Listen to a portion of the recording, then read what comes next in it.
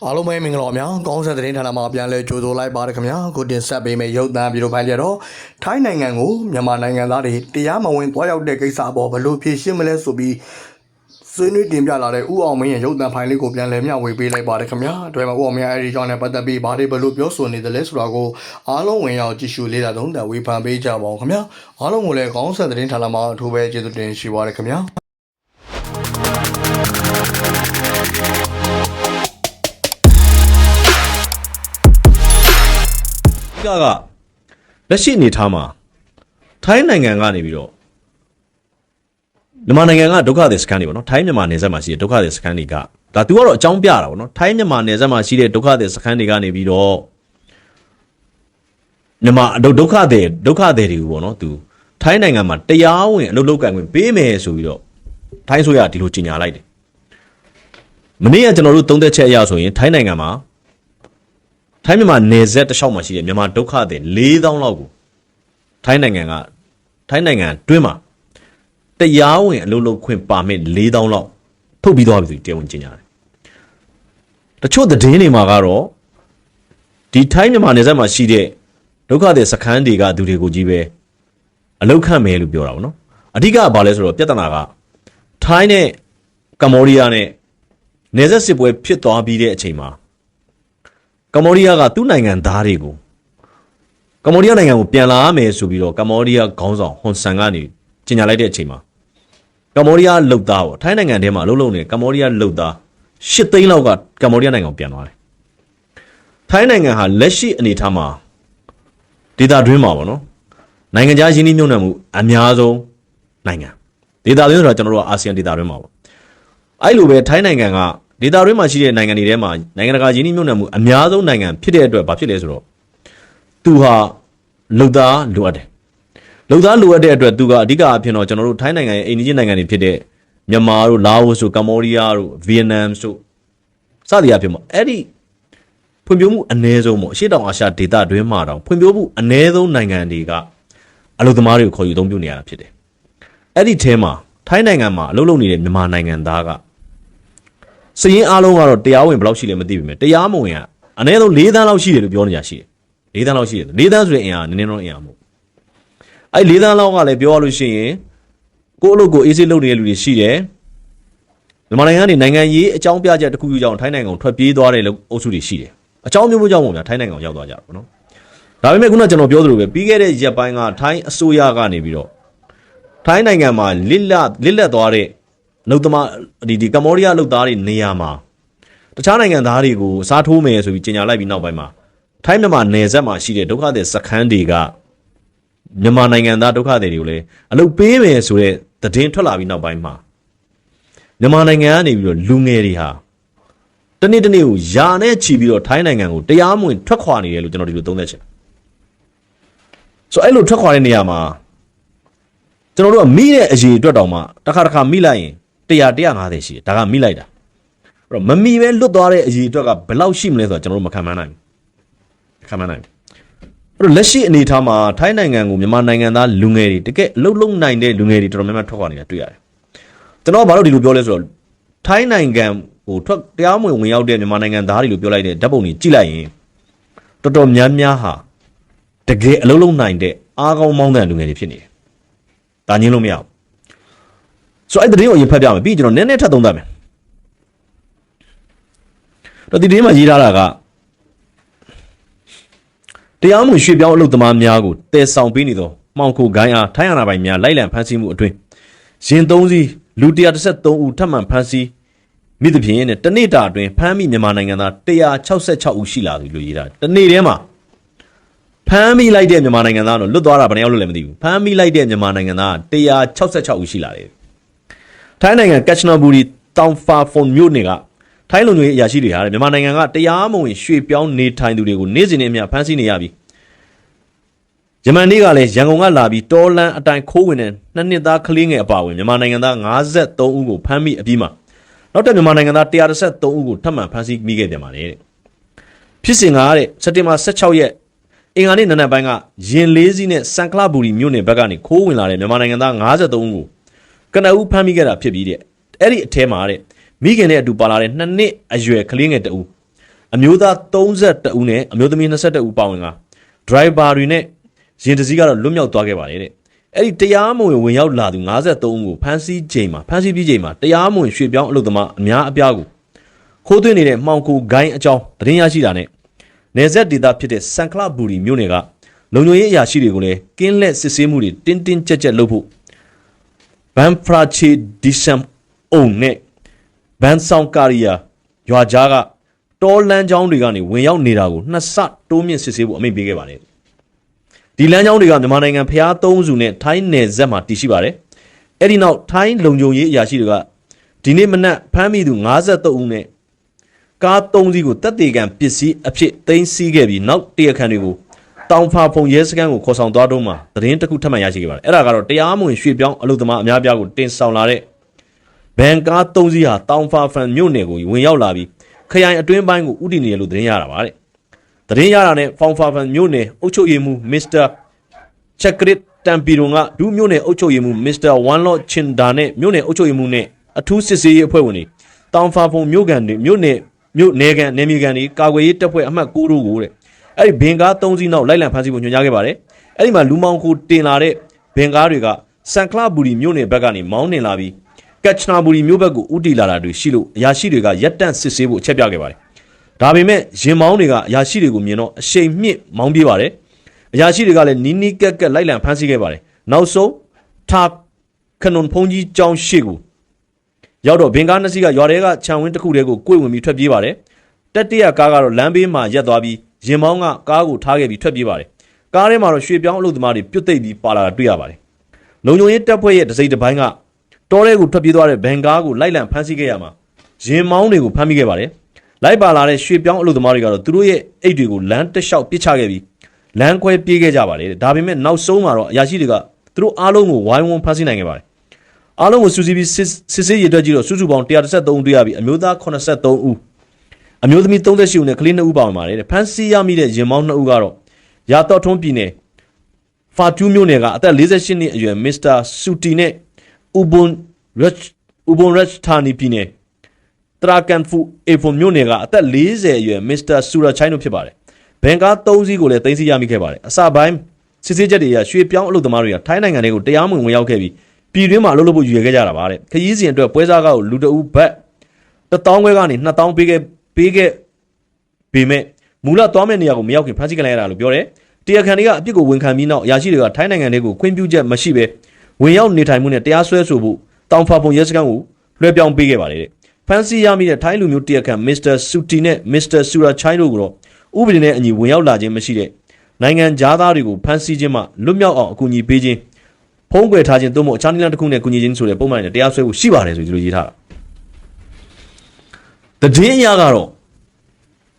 ကျွန်တော်တို့ဒါပြောရလို့ရှိရင်လူတွေကတော့ဗျာပြောရရင်တော့လက်ရှိအနေထားမှာ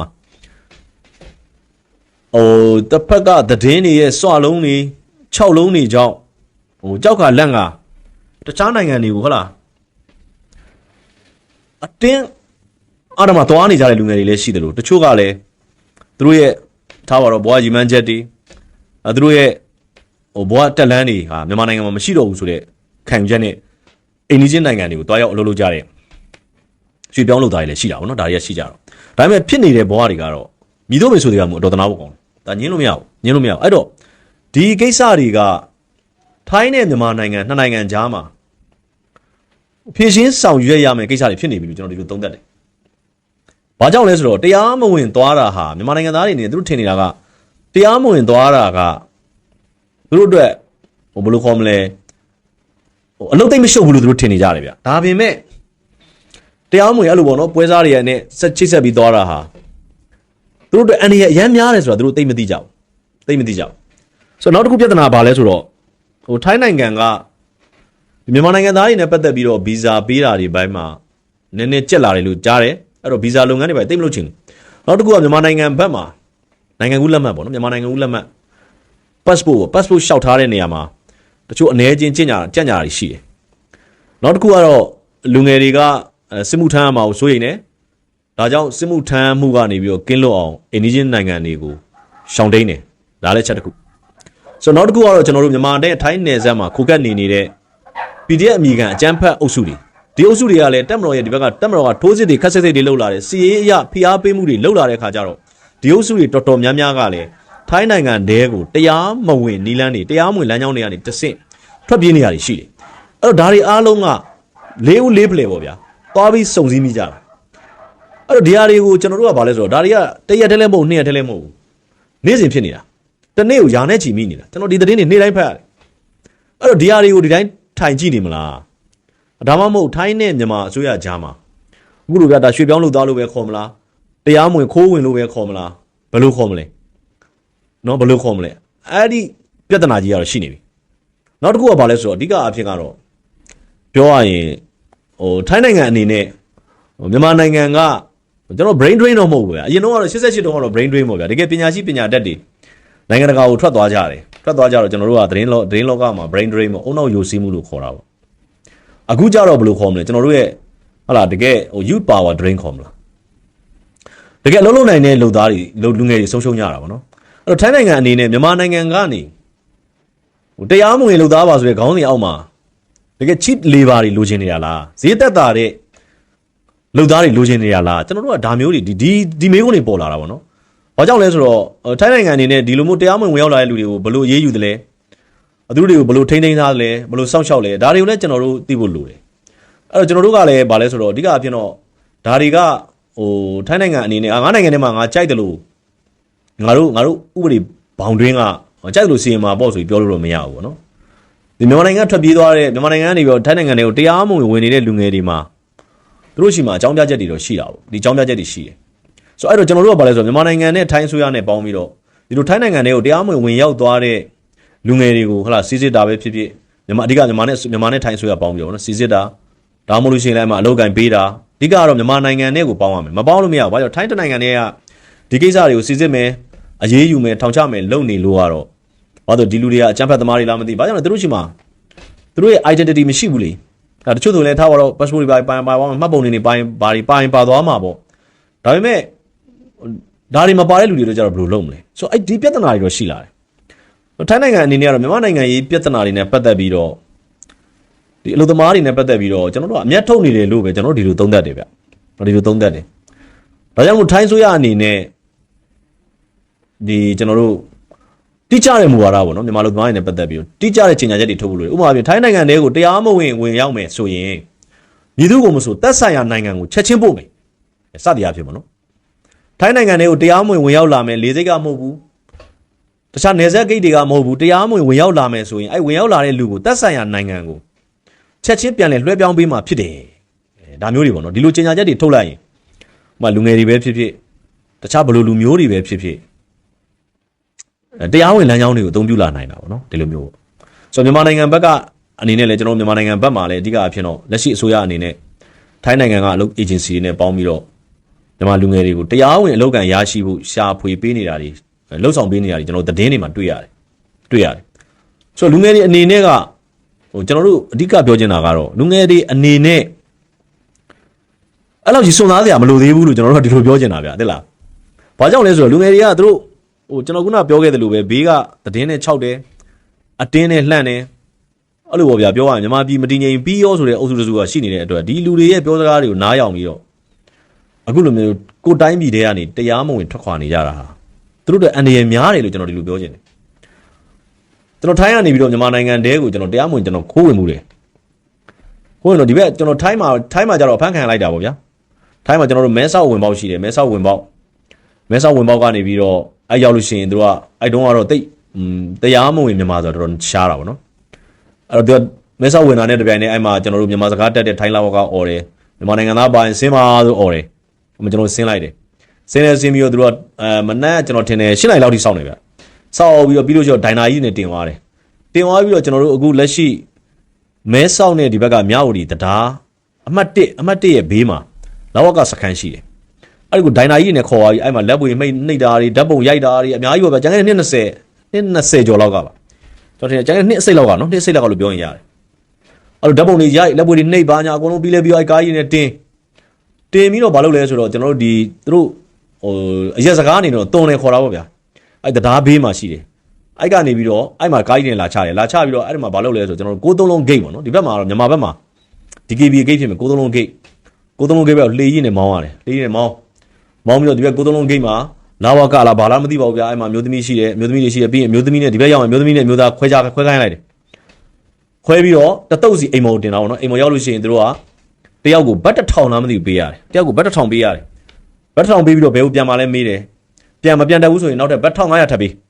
မရန်ကုန်ဆိုလို့ရှိရင်ကားငါးပေးမယ်ရန်ကုန်ထိကိုပတ်စံတပြားမပါဘူးလားမပိုင်ခဏဆောင်နေဘယ်သူမှလာမယူဘတ်1000လည်းမပေးနိုင်ဘူးဆိုရင်အဲ့လူတို့ကရောင်းစားပလိုက်တာအဲ့လိုခြံတို့ဘာလို့ရောင်းစားပလိုက်အဲ့မှာကိုသုံးလုံး gate ဆိုတာရှိတယ်ဆိုအဲ့တုံးတွေကတော့ဘွားတွေတော်တော်ခဲရင်တာပေါ့နော်တော်တော်ခဲရင်တယ်ကျန်တဲ့အနှစ်20အစိတ်ပေါ့အဲ့လောက်ကဆိုလက်ရှိကတော့သူတို့တော်တော်များများလူငယ်တွေလက်ထဲမှာ smartphone တွေရှိတယ်ဘာညာသူတို့လည်းတေချာချိတ်ဆက်ပြီးသွားကြလောက်ကြတယ်ဆိုတော့အဲ့လောက်တော့မခဲရင်ကြပေမဲ့အန်ရတော့များတယ်ကျွန်တော်တို့ကတော့ဘာလဲဆိုတော့ဟိုတိုက်တွန်းတာတော့မဟုတ်အကြံပြုကျင်တာကတော့တရားဝင်လမ်းကြောင်းကနေတရားဝင်သွားလာကြတာပိုကောင်းတယ်လို့ကျွန်တော်ဒီလိုသုံးသပ်ချင်တယ်ဗျလူငယ်တွေအဲ့လောက်မစွန့်စားသင့်ဘူးလို့ကျွန်တော်ဒီလိုသုံးသပ်ချင်တယ်နော်ဒါလေးကိုသုံးသပ်ချင်တယ်ဘာလို့ဆိုဒီသတင်းကနေ့တိုင်းမြင်နေရတယ်နေ့တိုင်းသတင်းကဒီသတင်းကပြောရင် session တစ်ခုအနေနဲ့တပုတ်နေ့တိုင်းပါနေတယ်ဒါကကျွန်တော်တို့လစ်လူရှုထားရမယ်သတင်းမဟုတ်တော့ဘူးเนาะဒါကြောင့်ကျွန်တော်ဒီလိုပြောတာဒီသတင်းကိုကျွန်တော်သုံးသပ်တာအဲ့တော့နောက်သတင်းတစ်ပုဒ်ကတော့ဗာလဲဆိုတော့ကျွန်တော်တို့ဒါကရွေးကောက်ပွဲကျင်းပမယ်လို့ကျင်းညာပြီးတဲ့နောက်မှာเนาะကျင်းညာပြီးတဲ့နောက်မှာပထမဆုံးအကြိမ်ဒါပထမဆုံးပေါ့เนาะရန်ကုန်မြို့လယ်ကောင်မှာဘုံပေါက်ကွဲမှုသတင်းကိုရင်ဖတ်ပြမယ်ပြီးရင်ကျွန်တော်နည်းနည်းသုံးသပ်မယ်ဗျာဒီဟာနဲ့ပတ်သက်ပြီးဒီကြမ်းဖက်မှုတွေတော့ကျွန်တော်တို့ကအားပေးလို့မရဘူးရန်ကုန်တိုင်းဒေသကြီးကြောက်တရားမြို့နယ်ရန်ကုန်မြို့တော်ခမ်းမအပြင်ဘက်တွင်တဲ့စက်တင်ဘာ16ရက်နံနက်ပိုင်းကပေါက်ကွဲမှုဖြစ်ပွားခဲ့ကြောင်းစုံစမ်းသိရှိရတယ်။အဆိုပါပေါက်ကွဲမှုမှာစက်တင်ဘာ16ရက်နံနက်6:40မိနစ်ခန့်ကဖြစ်ပွားခဲ့ခြင်းဖြစ်ပြီးမြို့တော်ခမ်းမအပြင်ဘက်စူးလေဖျားလမ်းဘက်ချမ်းဝင်ပေါက်တွင်ကာယံထားသည့်ဘယ်ရီဂိတ်အောက်၌ပေါက်ကွဲခြင်းဖြစ်ကြောင်းသိရတယ်။ပေါက်ကွဲမှုကမြို့တော်ခမ်းမစူးလေဖျားဘက်ဝင်ပေါက်နာပေါက်တာလူထိခိုက်မှုမရှိဘူး။လမ်းပိတ်တာတွေအသွားအလာကန့်သက်တာတွေမရှိပါဘူးတဲ့။ပြန်ဖွင့်ထားတယ်ဆိုပြီးတော့မြို့တော်ခမ်းမအနီးနေထိုင်သူတယောက်ကပြောတယ်တဲ့။ရင်းပေါက်ကွဲမှုအား Freeland Attack Force FLA အမည်ကြီးအဖွဲ့ကလှုပ်ဆောင်ခဲ့ခြင်းဖြစ်ကြောင်း Exile Media အတွင်ဖော်ပြထားကြောင်းတွေ့ရတယ်တဲ့2022ခုနှစ်ဇူလိုင်လ30ရက်ကလည်းရန်ကုန်မြို့တော်ခမ်းမနောက်ကျောစီပင်လမ်းမှာရှိတဲ့ခမ်းမအဝင်ထွက်ပေါက်ပြုတ်လုတဲ့ဂိတ်ပေါက်အနီးမှာလူ2ဦးကလက်ပစ်ဘုံဖြင့်ပစ်ပေါက်တဲ့ဖြင့်ပေါက်ကွဲမှုဖြစ်ပွားပြီးလုံခြုံရေးဂိတ်ပေါက်မှာရှိတဲ့တပ်ဖွဲ့ဝင်3ဦးစီပင်ဝန်ထမ်း1ဦးနဲ့လမ်းလျှောက်လာသူအမျိုးသမီး2ဦးစုစုပေါင်း5ဦးဘုံသားထိမှန်ထိခိုက်ဒဏ်ရာရရှိခဲ့တယ်တဲ့အလားတူ2021ခုနှစ်ဇွန်လ4ရက်ကလည်းရန်ကုန်မြို့တော်ခမ်းမရှေ့မှာရှိတဲ့မဟာဗန္ဓုလပန်းခြံအနီးမှာလည်းပောက်ကွဲမှု2ကြိမ်ဖြစ်ပွားခဲ့တယ်2021ခုနှစ်ကအဲ့တော့ပြောရလို့ရှိရင်ကျွန်တော်တို့ကရန်ကုန်မြို့မှာရှိတဲ့ဒါကတော့ပြောရရင်တော့ဒီလိုပောက်ကွဲမှုတွေမဖြစ်တာလည်းကြာပါပြီเนาะရန်ကုန်မြို့ကဟိုကျွန်တော်တို့အရင်တော့ဟိုဘယ်လိုခေါ်မလဲကျွန်တော်ကလူတက်မှုတွေတနက်နဲ့ပြစ်သွားတာပဲဒါကျွန်တော်များဖြစ်တယ်နောက်ပိုင်းမှာတော်တော်လေးရန်ကုန်မြို့ကအဲ့လိုဖြစ်မှုတွေတော်တော်ရှားလာတယ်ပဲเนาะတော်တော်ရှားလာတယ်ဒါကပထမဆုံးပဲလို့ကျွန်တော်တို့ဒီလိုသုံးသပ်လို့ရတယ်ကျွန်တော်တို့ကတော့ပြောရရင်တော့အကြမ်းဖက်မှုတော့လုံးဝအားမပေးဘူးအကြမ်းဖက်မှုကိုအားမပေးဘူးအားမပေးုံနေမဟုတ်ကျွန်တော်တို့အကြမ်းဖက်မှုလုပ်တဲ့လူအားလုံးကိုကျွန်တော်တို့ရှုံချတယ်เนาะရှုံချတယ်ဘာကြောင့်လဲဆိုတော့လူတွေဟာပွင့်လင်းပြောရရင်ဟလာကျွန်တော်တို့ဗုဒ္ဓဘာသာမှာလည်းပြောထားတယ်လူဖြစ်ဖို့ဆိုတာမလွယ်ဘူးမိုးပေါ်ကအတချောင်းနဲ့ညီကြီးကအတချောင်းစုံဖို့လွယ်တယ်လူဖြစ်ဖို့မလွယ်ဘူးအများကြီးတွေပြောကြတယ်ဒါပေမဲ့တယောက်နဲ့တယောက်တတ်မယ်ဖြတ်မယ်ဆိုပြီးတော့အ ਨੇ ဆုံးပါဇက်ကဂျိန်းတာကကိုမြန်မာလူမျိုးတွေဖြစ်နေတယ်တခြားနိုင်ငံတကာမှာဟလာကိုလူမျိုးချင်းပြန်တက်တယ်ကိုဘာသာဝင်ချင်းပြန်တက်တယ်ဆိုတာမရှိသလောက်ရှားတယ်ဒါပေမဲ့ကျွန်တော်တို့မြန်မာနိုင်ငံမှာတော့ကိုလူမျိုးချင်းကိုဘာသာဝင်ချင်းတယောက်နဲ့တယောက်ကိုထိမ့်မြင်လေးပြီးတက်ပြီးတော့ဘယ်လိုခေါ်မလဲအုံနင်းနေဟိုပနာတွေယူနေကြတာလူရိုင်းနေလို့ဖြစ်နေကြတာလူရိုင်းနေလို့ဖြစ်နေကြကျွန်တော်တို့ကအခြားနီလန်းနဲ့ရှင်းစရာမရှိတော့ဘူးလားမြန်မာနိုင်ငံမှာရှိတဲ့ပြဿနာတွေတယောက်နဲ့တယောက်တက်ဖြတ်ပြီးရှင်းမှဒီပြဿနာတွေပြည်လည်မှာလားကျွန်တော်ပြောချင်တာမြန်မာနိုင်ငံသားတွေမြန်မာလူမျိုးတွေအဲ့လောက်အထီတောင်ကျွန်တော်တို့ရှိမှာရင်ကျေးမှုမရှိတော့ဘူးလားကျွန်တော်ဒီလိုမေးခွန်းတွေအများကြီးထုတ်ရမယ်အဲ့တော့ပြောရရင်ကျွန်တော်အမြဲတမ်းပြောပါကျွန်တော်တို့မြန်မာနိုင်ငံအဓိကအဖြစ်ရန်ကုန်မြို့လိုနေရာမျိုးမှာတကယ်ငြိမ်းချမ်းရေးလူထုလမ်းလျှောက်ပွဲကြီးတွေလုပ်တင်တယ်လူထုတကယ်ပါဝင်တဲ့ဟာကိုပြောတာနော်လူထုတွေတကယ်ပါဝင်တဲ့ငြိမ်းချမ်းရေးလမ်းလျှောက်ဆန္ဒလမ်းလျှောက်ပွဲကြီးတွေလုပ်တင်တယ်ငြိမ်းချမ်းရေးနဲ့အကြမ်းဖက်မှုရှုံချရေးပေါ့ဗျာအဲ့ဒီလိုပွဲတွေလုပ်တင်တယ်ဘာကြောင့်လဲဆိုတော့အခုကပြောရရင်ကျွန်တော်တို့လူထုကဒီလောက်ဟလာပြောရလို့ရှိရင်ကိုရှိမှာအသက်ခံရတယ်ကိုရှိမှာဘုံခွဲခံရတယ်အဲ့ဒါကိုငါနဲ့မဆိုင်ဘူးလို့သူတို့အနေနဲ့ဒီလိုတွက်နေပုံရတယ်ကျွန်တော်ပြောချင်တာအကျန်းဖတ်သမားဆိုတာမျက်စိဂျုံမပါဘူးအခုဆိုလို့ရှိရင်ဟလားမြန်မာပြည်လေပိုင်းစကိုင်းတို့ဘာလို့ဘက်မှာဆိုရင်အကျန်းဖတ်သမားတွေအချင်းချင်းတွေပြန်တက်နေကြပြီဟာလားငွေကြေးတွေနဲ့ငွေကြေးအချုပ်တော်ဝင်တွေဖြစ်ပြီးတော့ထိုင်းနိုင်ငံလိုနေရာမျိုးမှာအကျန်းဖတ်သမားတွေချင်းချင်းပြန်တက်နေကြပြီကျွန်တော်တို့ပြောချင်တာကဘာလဲဆိုတော့ပြဿနာအားလုံးကိုငြိမ်းငြိမ်းချမ်းချမ်းနဲ့ဖြေရှင်းခြင်းသည်သာနှစ်ဦးနှစ်ဖက်အတွက်ရလက်ကောင်းရမယ်ကျွန်တော်ဒီလိုပြောချင်တာအဓိကတော့အခုကကျွန်တော်တို့ကမြန်မာနိုင်ငံမှာပြဿနာတစ်ခုဖြစ်လိုက်ရင်အေးမင်းသိမယ်တတိထားတို့မင်းငါလာတတ်မယ်ဟာဘာတွေလဲ what is that အဲ့လိုမရအောင်ပြေ ဆိုတော့ဒါတွေကဟိုပြောရရင်ကျွန်တော်တို့ရဲ့ဟလာကိုးကွယ်နေတဲ့ဗုဒ္ဓဘာသာကြီးကိုလည်းကိုယ်တိုင်ကပြန်ပြီးတော့ဗုဒ္ဓဖရာရဲ့အဆုံးအမတွေကိုငါတို့မယုံကြည်ဘူးဆိုတဲ့ပုံစံမျိုးပြောနေတယ်လို့ဖြစ်နေတယ်ဗုဒ္ဓငြိမ်းချမ်းတဲ့နီးကိုအသုံးပြုတယ်မျက်စိမပြိပါကိုဟိုဘယ်လိုခေါ်မလဲဟောကြားခဲ့တယ်ဟုတ်လားဆိုတော့ဒါမဲ့ကျွန်တော်တို့အားလုံးကပြောလိုက်ရင်တော့ကျွန်တော်တို့ကဗုဒ္ဓဘာသာကိုဘယ်လိုယုံကြည်တာဘယ်လိုသက်ဝင်တာဟုတ်လားဗဇက်ကတော့ဖရာလက်မှာတော့တနတ်ကြီးတွေကာရင်ပြီးတော့ဟုတ်လားတကယ်ကငါနဲ့မတူငါရန်သူကငါနဲ့မတူတက်ပြစ်မယ်ကွာရှင်းပလိုက်မယ်ကွာဆိုပြီးတော့អော်နေကြတာပြဿနာကအဲ့ဒါကအဲ့လိုတကယ်လေးဖြစ်နေတာဆိုတဲ့ခါကျတော့ကျွန်တော်တို့ရှက်စရာအရန်ကောင်းတယ်ရှက်ဖို့အရန်ကောင်းတယ်ဗုဒ္ဓဘာသာမှာအသားအရောင်မခွဲကြဘူးဗုဒ္ဓဆိုတာဗုဒ္ဓကပြောရရင်ကျွန်တော်တို့ဗုဒ္ဓဘာသာကငြိမ်းချမ်းရေးကိုဟုတ်လားဘယ်သူမှထိခိုက်နစ်နာခြင်းမရှိတဲ့ငြိမ်းချမ်းရေးတရားကိုဟောခဲ့တဲ့ပထမဦးဆုံးဘုရားလို့ပြောလို့ရတယ်ကျွန်တော်ပြောချင်တာကျွန်တော်တို့ဗုဒ္ဓဘာသာကရွတ်ဆိုရတာမဟုတ်ဘူးလိုက်နာရတာကိုယ်တိုင်လေးလာကိုယ်တိုင်ကျင့်သုံးရတာကျွန်တော်ပြောချင်တာအဲ့တော့ဒါပေမဲ့အခုလက်ရှိအခြေအနေမှာဟာလားတယောက်နဲ့တယောက်တက်ရတာတယောက်နဲ့တယောက်ဘယ်လိုခေါ်မလဲနေမင်းငစပြောဆိုဆဲဆိုရတာကိုဘာသာတရားကိုကာကွယ်နေလို့ထင်နေတဲ့လူတွေရှိတယ်တယောက်နဲ့တယောက်ဘယ်လိုခေါ်မလဲဟိုတက်မယ်ပြုတ်မယ်ချင်းချောင်းနေကြတာကိုသူတို့တွေတကယ်ကိုနဝင်ချုံနေကြတယ်ဒါတွေကလူတဦးတယောက်တည်းကထပြီးတော့ဟိုကန့်ကွက်မှန်းဟာမို့ကျွန်တော်တို့လူအဖွဲ့အစည်းတစ်ခုလုံးကအကြမ်းဖက်မှုနဲ့အကြမ်းဖက်သမားတွေကိုအလိုမရှိပါဘူးဆိုတာကိုကဘာကမြင်အောင်ပြရမယ်အချိန်ရောက်ပြီကျွန်တော်ပြောချင်တာဒီဟလာဒီနေ့ပေါ့နော်ဒီ16ရက်နေ့ဒါမြို့တော်ခမ်းမနားမှာပောက်ကွဲလိုက်တဲ့ဘုံဟာကျွန်တော်တို့မြန်မာနိုင်ငံသားတွေကိုလှုပ်နှိုးလိုက်တာကျွန်တော်တို့မြန်မာနိုင်ငံသားတွေရန်ကုန်မြို့အဓိကအဖြစ်တော့ရန်ကုန်မြို့သားတွေကိုခေါင်းလောင်းထိုးလိုက်တာမင်းတို့နားမှာအကြမ်းဖက်သမားတွေရှိနေတယ်မင်းတို့ရန်ကုန်မြို့ထဲမှာအကြမ်းဖက်သမားတွေရှိနေတယ်လို့ခေါင်းလောင်းထိုးလိုက်တယ်လို့ကျွန်တော်ဒီလိုသုံးသပ်တယ်အဲ့တော့ကျွန်တော်တို့ကလည်းအကြမ်းဖက်သမားတော့ကျွန်တော်တို့ကဟာဥပဒေနဲ့တုံ့ပြန်မယ်အကြမ်းမဖက်တဲ့နည်းနဲ့တုံ့ပြန်မယ်အကြမ်းမဖက်တဲ့နည်းကပါလဲကျွန်တော်တို့ကအကြမ်းဖက်သမားကိုစန့်ကျင်ပါတယ်ရှုံချပါတယ်ဆိုတဲ့သင်္ကေတတွေကျွန်တော်တို့ပြရမယ်ကျွန်တော်ပြောချင်တာဒီအတွက်လည်းကျွန်တော်တို့လူငယ်တွေကလှုံ့ဆော်ကြရမယ်လှုံ့ဆော်ကြရမယ်အကြမ်းဖက်မှုကိုမလိုလားဥမာပြန်လားအိမ်တိုင်းအလံပြူထောင်တာတို့ဒါမှမဟုတ်အိမ်တိုင်းတာသနာအလံဆိုရင်တော့ဘာသာရေးခွဲခြားမှုဖြစ်မယ်တခြားတစ်ခုခုပေါ့ဗျာ Color Revolution ပေါ့အယောင်နဲ့တက်မှတ်ပြီးငါတို့ကအကြမ်းဖက်မှုကိုမလိုလားဘူးဆိုတဲ့သင်္ကေတတစ်ခုကိုပြဖို့ကျွန်တော်တို့အားလုံးမှာတာဝန်ရှိတယ်အချိန်လဲတန်နေပြီကျွန်တော်ပြောချင်တာ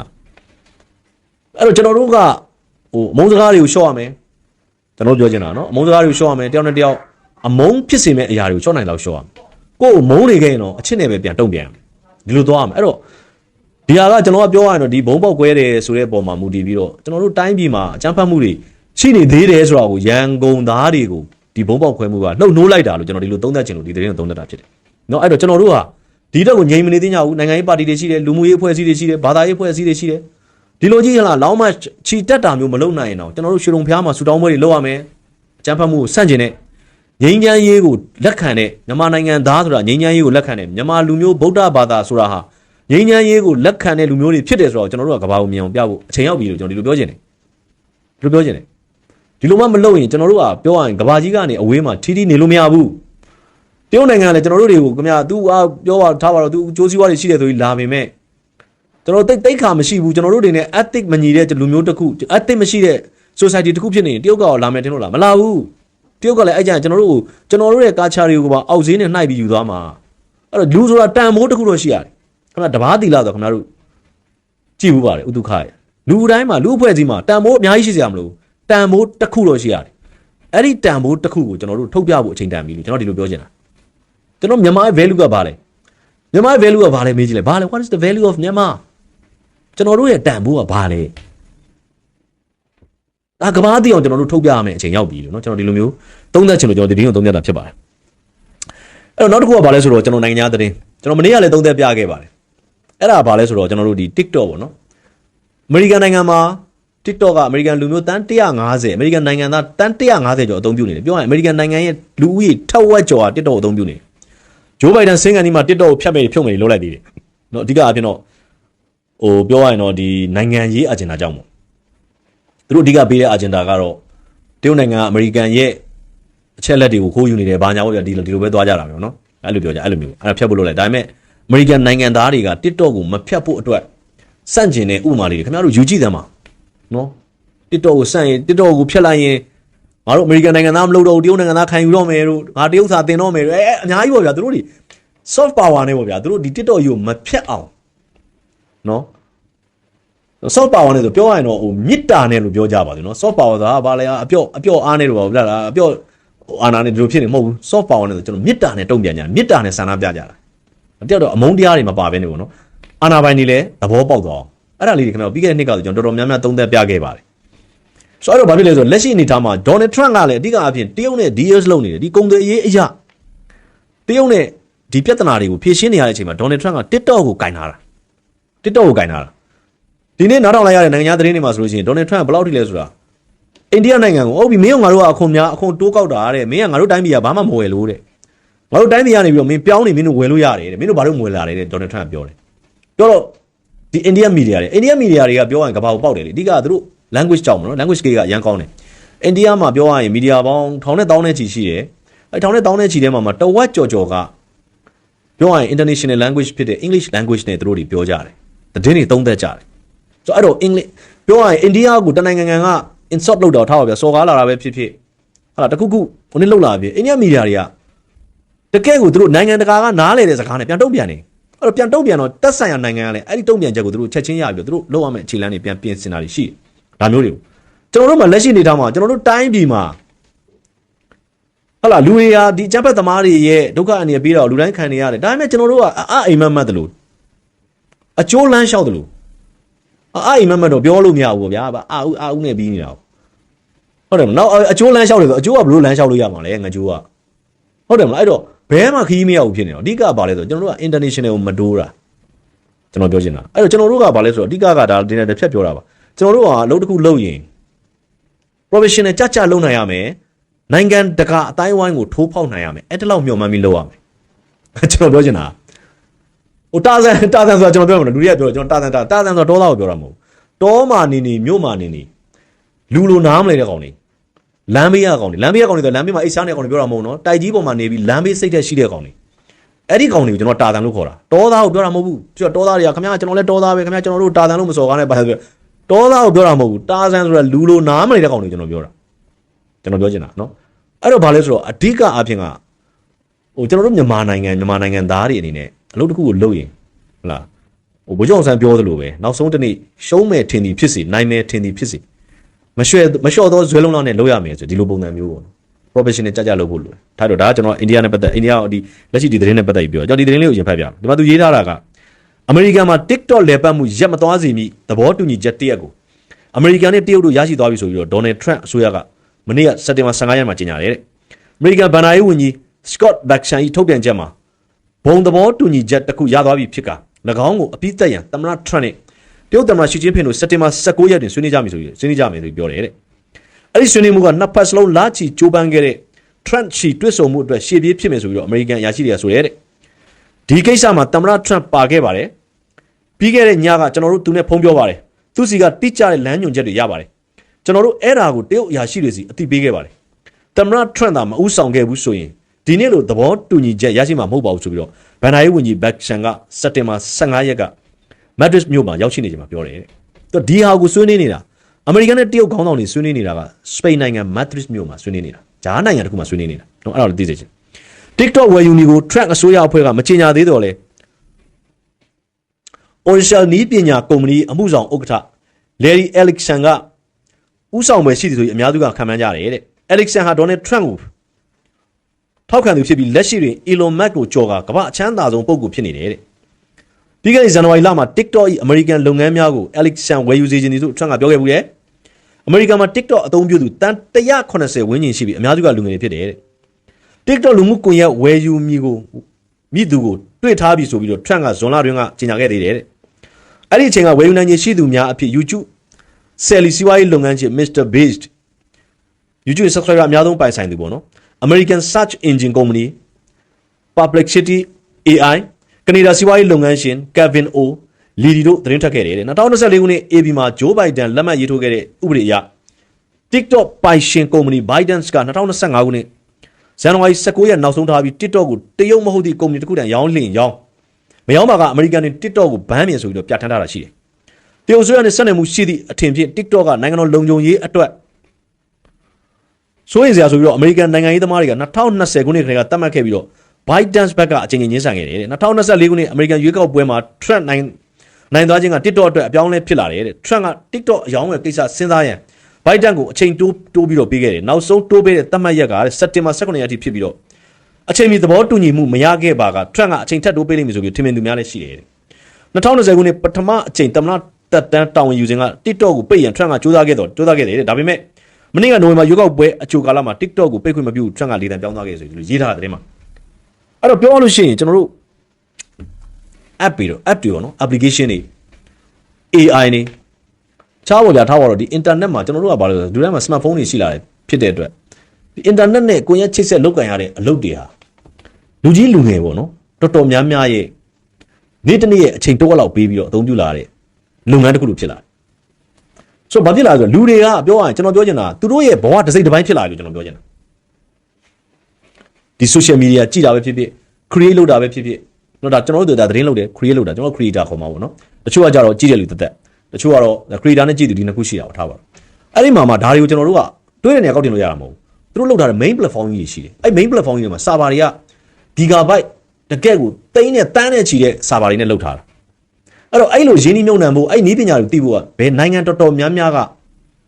ပတ်စံရှိရင်တော့လုပ်ဖို့မလွယ်ဘူးဒါပေမဲ့တရုတ်ကမရရအောင်လုပ်သွားတယ်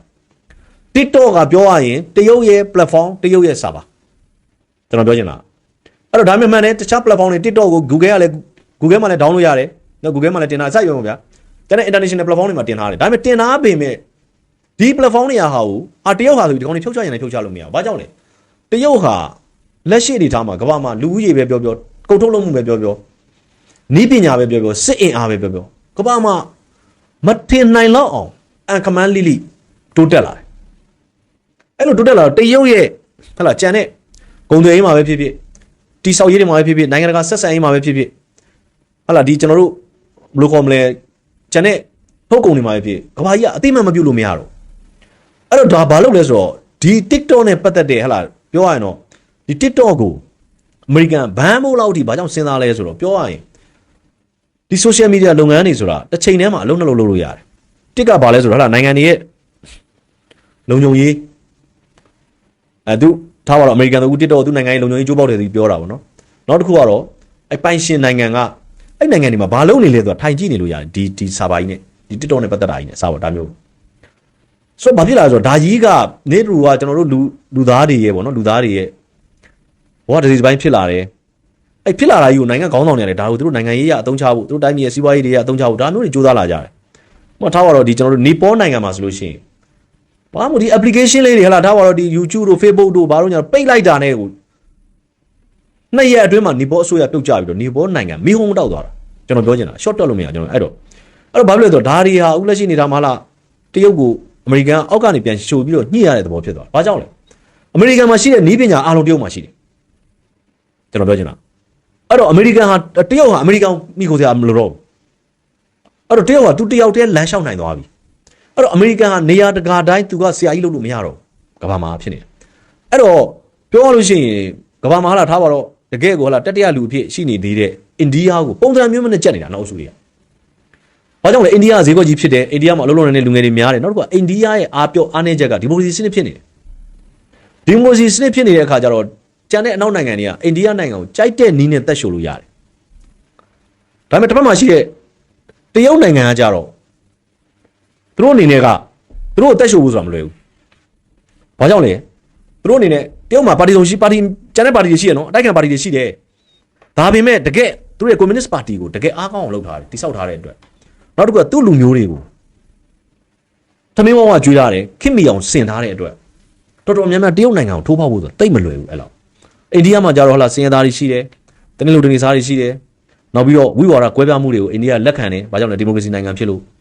အဲ့တော့အိန္ဒိယကိုတော့ကြိုက်တဲ့ပုံစံချင်းကြောက်လို့ရတယ်။ထားတော့ဒါတွေကဘူးသူတို့ပြောတာနော်။အဓိကအဖြစ်အမေရိကန်အနေနဲ့နောက်ဆုံးတော့တရုတ်ရဲ့ညှိနှိုင်းမှုအောက်ကိုပဲဝင်လိုက်ရတယ်လို့ဒီ TikTok နဲ့ပတ်သက်ပြီးတော့ကျွန်တော်ဒါကိုပြောချင်တာ။ကျွန်တော်ဒါကိုပြောတရုတ်နိုင်ငံသူ့ကိုယ်သူအများကြီးတိဆောက်ထားပြီးဖြစ်တယ်လို့เนาะကျွန်တော်ဒါကိုသုံးသပ်ပြခြင်းဖြစ်ပါတယ်လို့ပြောရင်းနဲ့